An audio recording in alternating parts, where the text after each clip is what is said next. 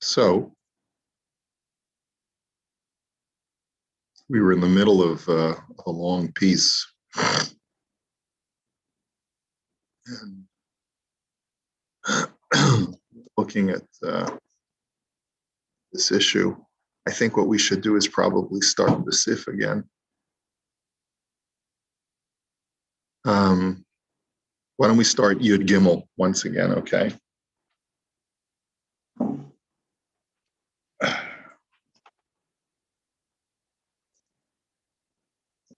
V'chein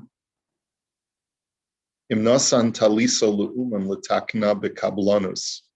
If a person gives a garment to, let's say, a tailor to fix it, and he's paying him for the job. He's not paying him by the day or the hour. V'hevia b'yom yesh lo zman kol hayom bilvad. So if the kablan brings it back to him, delivers it to him during the daytime, then you have that whole day to pay him back. Okay. Hevia lo b'layla yesh lo zman kol halayla bilvad. And if you bring it to him at night, you have the whole night to pay him back. And the reason why it works that way is that Rabbi, can we see the script? Oh, I'm sorry. And you're not recording, I don't think, either. So I am recording, because it says live on YouTube. So thank you. Sorry about that. Sorry about that. Yeah. Shekablanus hi kischirus lepora bizmana. He says because kablanus, accepting a job by the job, in other words, I'm going to pay you for the job, is the same status as far as when payment is due for the completion of work, just as much as schirus. Remember, we talked about the two different kinds of work contract. There's I pay you for the day work or the hour, or I pay you for the job. Okay, one is called schirus, and the other latter is called kablanus. Okay. Aval kolzman shahatalis biyat ha'uman, afal pi shegamra v'kol semalachto eno over afilu hi etzlo kama yamim. He says, but so long as it's in the hands of the artisan, if you haven't picked it up yet, then payment is not due. You don't have to pay for the garment. Right, so we still have a connection. I'm sorry just for the interruption. Thank you.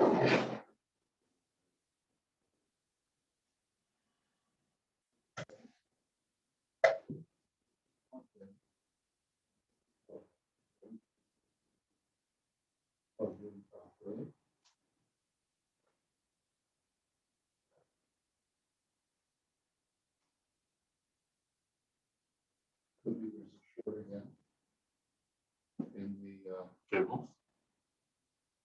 cable.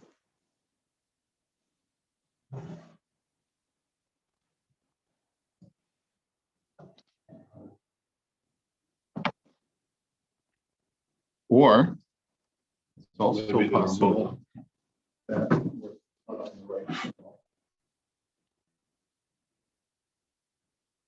What happens when you come back after a week?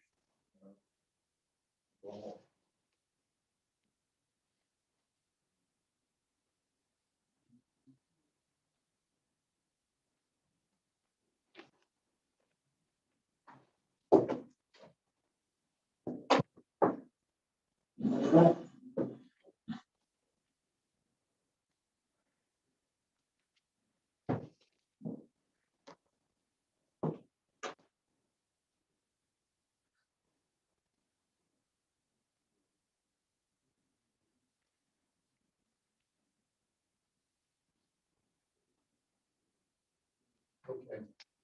Well, let me apologize for the lack of availability. Sorry about that.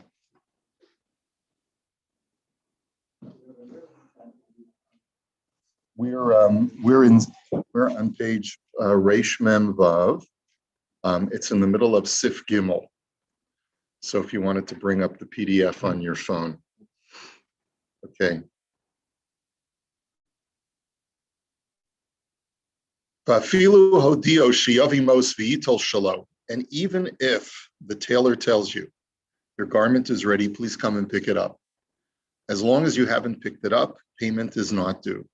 Shekeven sheyesh biyad ha'uman mishalo keneged scharo, ein ani kori bolo sa'ashok biyomo titain she'ein ze oshek. He says, and the reason that the rationale behind this is, even though it may be a major irritant for the worker that he hasn't gotten paid and the product is ready to be picked up, but ultimately there he has security because he could always sell the garment. Okay. What we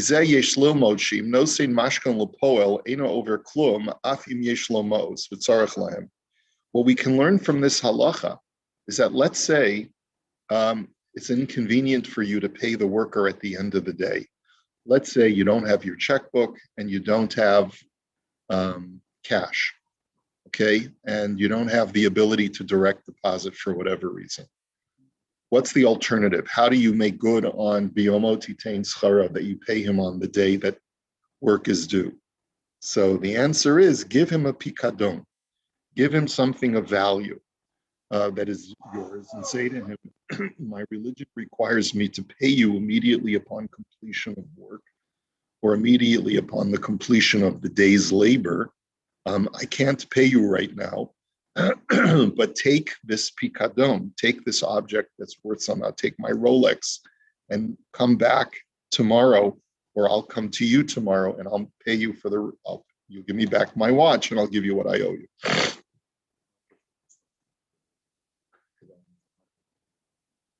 Yes, you're right. Technically, it doesn't. But from a halachic standpoint, you've technically fulfilled your requirement. He says,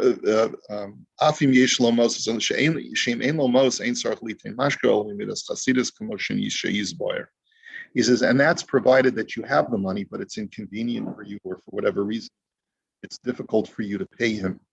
If you don't have the money at all, as we've explained, and we will continue to explain, you're not oiver. If you simply don't have the money, you had planned to have the money in advance, and for whatever reason, the money has gotten lost, or stolen, or for some other reason, the money was appropriated for something else.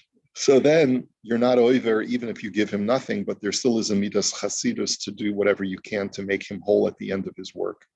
Okay, so that's what we were up to. And what we had been looking in was this very long biurim about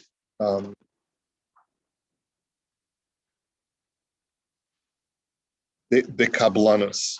This was the thing. Kablan shiputzim shekibel al atzmo levatzeya avodah shel shiputz lekach mos. It's on the previous. It's on page Reish Mem Daled. And a contractor accepts upon himself to renovate your apartment or renovate your home.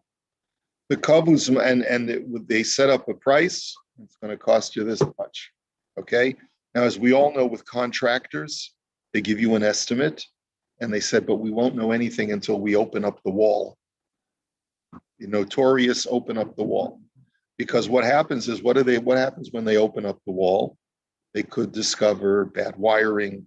They could discover bad plumbing. They could discover mold, termites, and there's so much that they could discover that requires additional repair that it's very difficult. And in all fairness to the contractor, it's very difficult for them to know what needs to be done until they actually do that. The kavuzman matai sheyatchil ba'avodato. So in this situation, they set a price, they set a time. It's going to take 6 months, and I'm going to start next week. Okay? And the contractor stops in the middle of the work. And what happens very often is that my son told me this happened with him and a from contractor. He will never use this guy again. But whatever. Guy got preoccupied with a bigger project, right? And he gets preoccupied with a bigger project, and he puts yours on second priority. And in the middle, now you have a torn up house, very, very inconvenient for you. Balabayas nishar takua im mahapecha v'lichluch b'toch beto. The Balabayas is left with a mahapecha, which means what? A complete turnover. His house is completely turned upside down. Okay, and everything is dirty. And furthermore,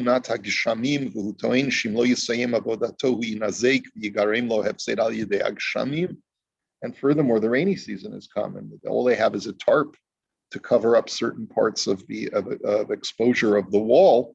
And he says, "You're going to cause me loss. The house is going to start freezing. What are you doing, man?" And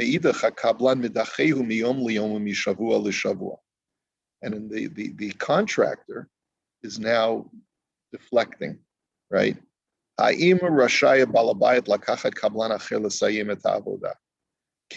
the homeowner hire someone new to take over the work? And can I deduct whatever my new costs are and take it away from what I still owe to the first contractor? Assuming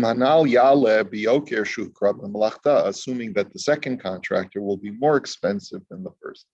And usually that's the case, not always, but usually the case will be that you try to get someone a little bit less expensive. Turned out that you get what you pay for sometimes. Turned out to be a flake, and now you got to hire someone for more money in order to do the job. So you'll have to deduct even more money, perhaps even not pay the contractor at all.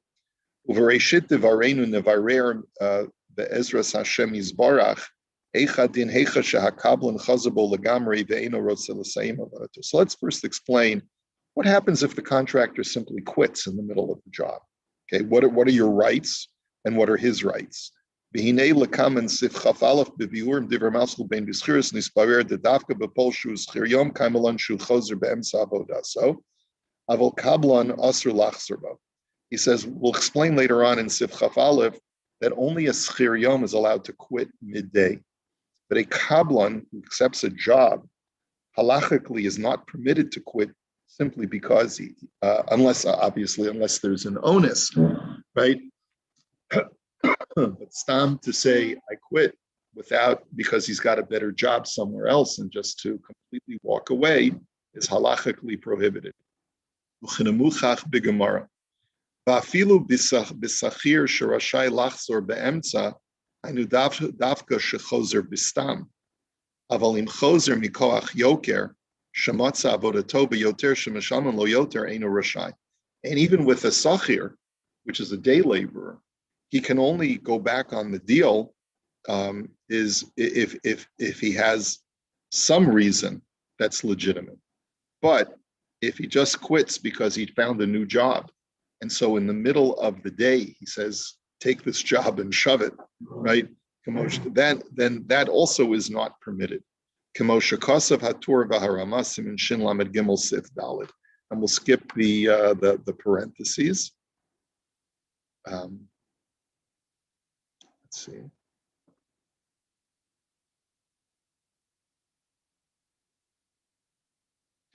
Okay, omnam. But when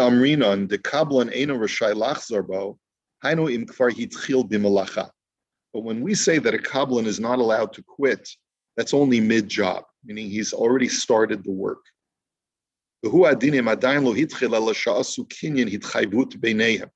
Or, even if he hasn't started yet, but they made a kinyan between the two of them. They actually signed a contract, or they did a handshake, or some other form of kinyan. Okay? Uvishailos utshuvas noda biyehuda kosav dafilu imlo naasa kinyan kaven shekasvu shtar shuv ein hakablan yachol lachzor bo. And even without a kinyan, by the existence of a contract that they both sign on, that also creates an obligation. Uvein shtar be'edim uvein shtar ksavyad habal davar v'chasimaso ein shum chiluk rak le'inyan paraiti. Okay, so we clarified this last time, before last week when we started learning this, we explained this more thoroughly. Ule'inyan litrof mishabdi aval lechol yeter hadvarim alima milta deshtari bechatimat yado k'moshtar be'edim ad kamosham. But first of all, a contract that is signed by both parties, even if it's without witnesses, is legally binding. It's a legally binding contract. The only reason why you need witnesses quite often is in order to litigate and to take away a person's assets, let's say, that may already be encumbered by another party by the time you take him to court. That's where witnesses' signatures are helpful in a beis din. But for the purposes of creating a contract between two parties, even simply both parties signing is legally binding. V'im lo nasa b'neihem kinyan o shtar rak dibru ba'al peh, v'hakablan hevi krashim ushar kelim v'hinichem b'chatzar balabayis. Now let's say there was no contract. All they've done is they have a verbal agreement. And the contractor has already brought building materials like beams, 2x4s, and drywall or whatever it is, and he's already brought them to the home of the balabas.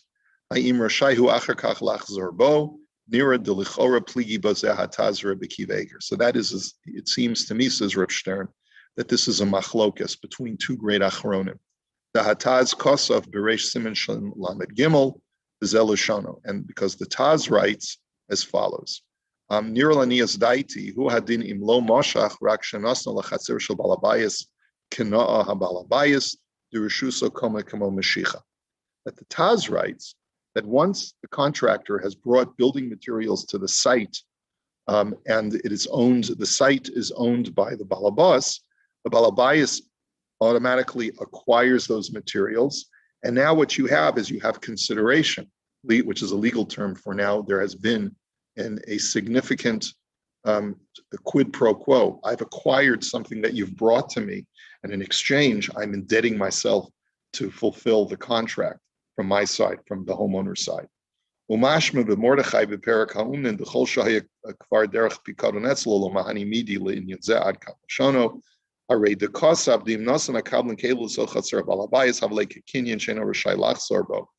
says, so what you see is that once I've taken delivery of goods, of building materials, I can't retract on the contract. Ibra, but on the other hand, take a look at what Rabbi Akiva Eger says. He says, Kasav,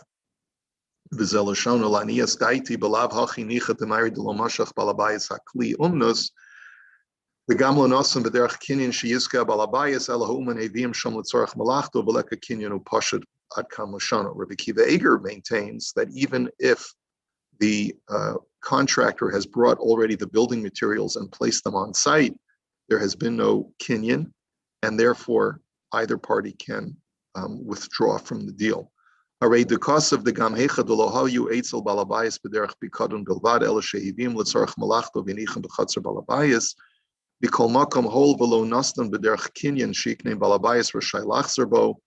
says, as long as they were not placed there for the purpose of the balabayas acquiring the building materials, just to place them there for storage, so that he could start the work next week, there has been no kinyan. The balabayas has not acquired the objects, and this is in contrast to the Taz.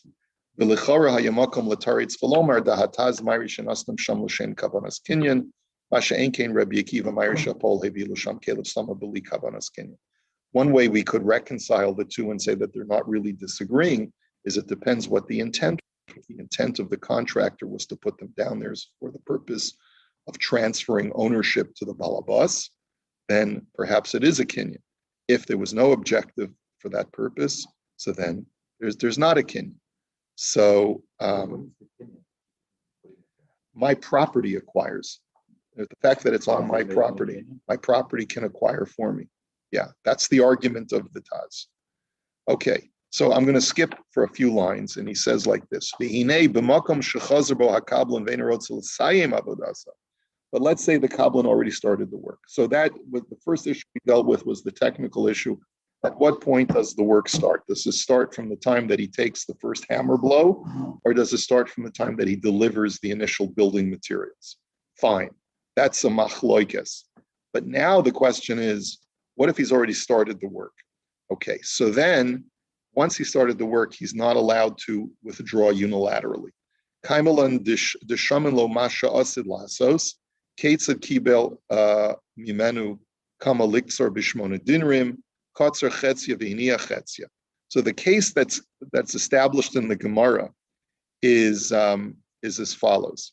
You estimate how much work needs to be done to complete the job, and you look at how much he's already done. So the illustration in the Gemara is Kibel mimenu kama liktzor bishmona dinrim. The deal was I hired a farmer, and he was going to harvest my wheat field for 8 dinars. Okay, kotzer chetzia v'iniya chetzia. He harvested half, and he left the other half unharvested. O im kibel beged lerog bishmona sloim var chetzia v'iniya chetzia. Or I hired him to weave me a garment for 8 dinars or 8 sellas. And he wove half of it mid-job. He decides he's going to stop the job. That ever happened to you? Someone stop working in the middle of making a garment? But this is the example that's brought by the Gemara. And so I have to pay him 8 sellas, but he stopped in the middle.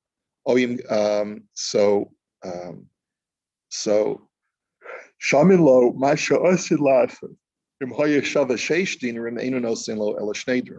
Now, the question is, what is it going to cost me to get a farmer or to get a weaver to finish the job? Typically, it's not going to, even though the guy's already done half the garment, it's not ever going to work out that it's going to be to pay half price to someone. Usually it's going to cost more than half to get a guy to come in and to finish the job. So if it's going to cost me 6 dinars to get a second farmer to come in and harvest the other half of the field, so then what do I have to pay the first farmer? I have to pay him 2, not 4 for half the work he's done already, but rather the difference between what I have to pay the new guy and what I had promised him. Okay, the same thing with the illustration with the garment. Oh, yigmeru es malachtan, or the Kabbalah also has the option of finishing the work. I basically have to present to him, you either finish the work or I'm going to have to hire a second person. And whatever I pay that second person will be deducted from whatever we had agreed to. And that second person, I'm sorry. You're not happy with the way the contractor or the level of work is got there. You want to stop the job. The production, yeah. Right.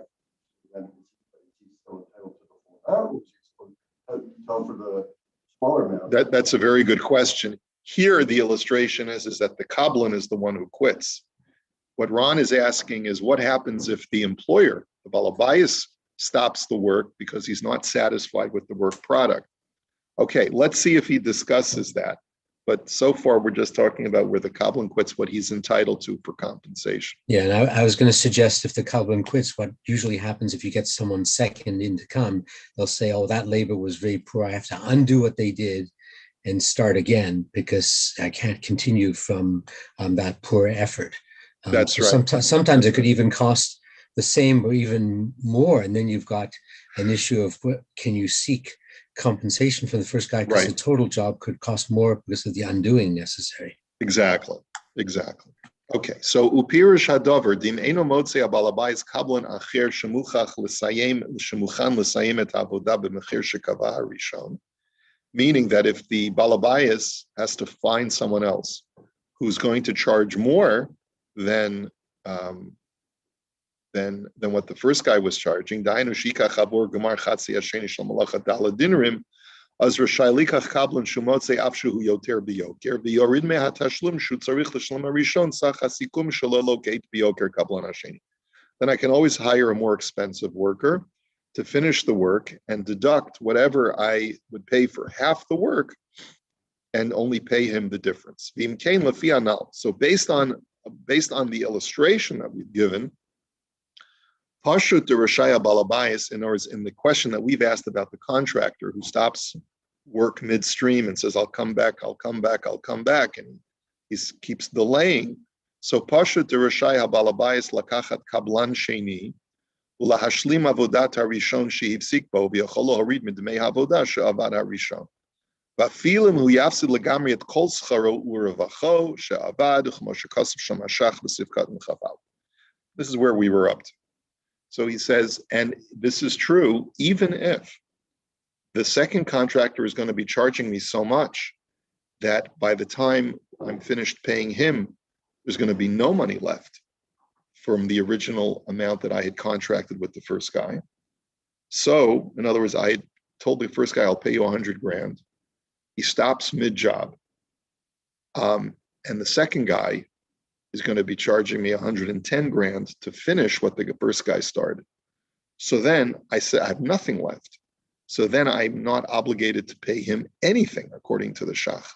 However, but there's one more point that we covered, which was, what about the building materials, the out-of-pocket expenses of the first contract? He provided the building materials. He says, "V'din zanemar afilu be'eno davar ha'avid, but davar ha'avid kasu b'shulchan aruch v'zol shano, b'med dvar mamurim b'davar sheino avid, but davar ha'avid kagon pishtan lahalos me'hamishra, o shesachar chamor la'avi chalil lameit, o lakala v'chayotze be'em echad pol v'echad kablan eni yachol lachzar bom." So before we get to that, let's also talk about a situation where the failure of the first Kabbalan to perform his labor in a timely fashion results in financial loss to me. Okay, the two illustrations that are given are that he put in flax into the water to soak, and by not coming to retrieve it in the time on the date when he's supposed to, the flax will spoil. So it's going to cost me money because I'm incurring a financial loss. Or I'm making a wedding, or I'm making I'm doing a funeral, and I hire a band. And it used to be that they would also play flutes at a mournful tune at the funeral. Okay, and the guy doesn't show up. But so there, the Kabbalan never has a right to go to quit the job, unless he gets sick. In other words, it's one thing for the Kabbalan to quit. Then he has the disadvantage, but at least I have to pay him something if he's done certain work product. But a Kabbalan is never allowed to quit if it's timely and it's going to cause financial loss. He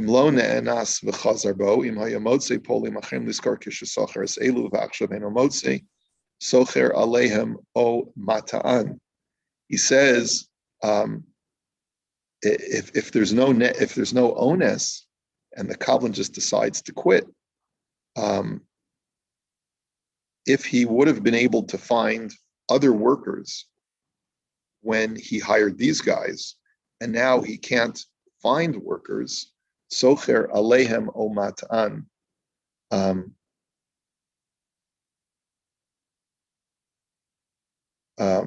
And I'm not sure whether we're talking about what the contractor's obligation is at this point, or whether we're talking about the Balabayas's opportunity that he has over here.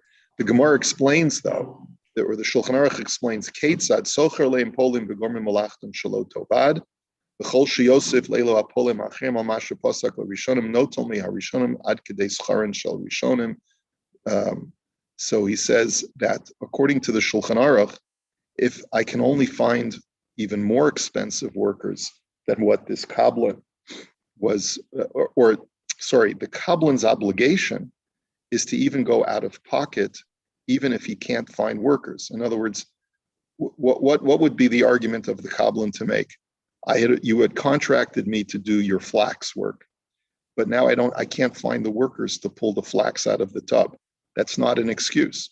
You have to find even more expensive workers in order to make good on your contract, even if it's going to cost you more money than the value of the contract. Pirish, dimsachru lahapoel harishon b'shnei dinarim liyom, v'chazer be'emtza hayom sochaleim benosin lahasheni ad kedei hikafel mischar harishon dahainu arba dinarim. He says that if you hired original workers and it only was costing you 2 dinars, and now that they quit, you're going to have to pay even more. You're obligated to pay up to double. You as a Kabbalan, as a contractor. And the